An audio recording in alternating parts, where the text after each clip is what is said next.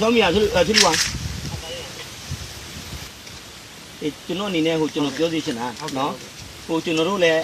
ဟိုပြောမလဲဟိုတောထဲမှာဝင်လို့ဆိုလို့ရှိရင်ဟိုကြားတကောင်ပဲပြောချင်လေဒါဟိုဘူကြီးတို့လည်းဟိုနိုင်ငံတော်တာဝန်ထမ်းဆောင်တာဟိုကြည်ပြီးအောင်ထမ်းဆောင်ရတယ်ကျွန်တော်ကောင်းနားလဲပါနော်ဒါပေမဲ့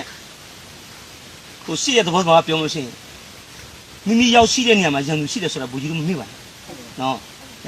ဘောပေါက်လာနော်ဒါဘူကြီးတို့ကဟိုစစ်တင်တန်းတွေလည်းကောင်းတက်တာတယ်နော်ကျွန်တော်တို့ကဟိုစစ်တပ်ပညာနဲ့ပတ်သက်ပြီးဘူကြီးတို့လောက်ဟိုတင်တန်းတွေဟိုမတက်ခဲ့ဘူးဒါပေမဲ့ဟိုထူးသဖြင့်စီရည်ကြီးထားပါနော်ဟုတ်အဲ့ဒါတော့ကျွန်တော်စကားပြတ်ပြတာမဟုတ်နော်ဒါမလေးမစားလို့တာမဟုတ်ဘူးဟိုအရာရာမှာတတိတော့ရှိတယ်ဒါပေမဲ့ကျွန်တော်တို့အခုစိတ်ထဲမှာရှိနေတာပြီအားလုံးဖြူဖြူစင်ရှိရတဲ့အတွက်အားလုံးဘသူ့ဘက်မှာဟလာဟိုမဟုတ်တာမလုပ်တဲ့အတွက်ကျွန်တော်တို့အနေနဲ့လည်းအားလုံးဘက်မှာယုံကြည်မှု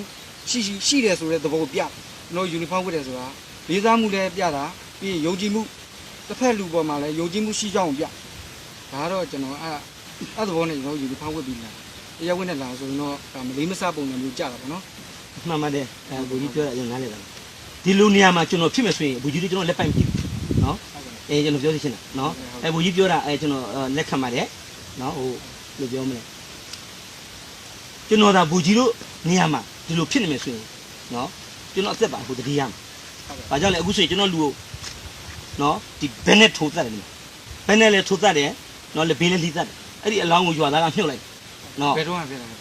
ဒီ29 28ဒီကြိုက်တုံးဝင်းမှာလေအဲ့ဒါတော့ကျွန်တော်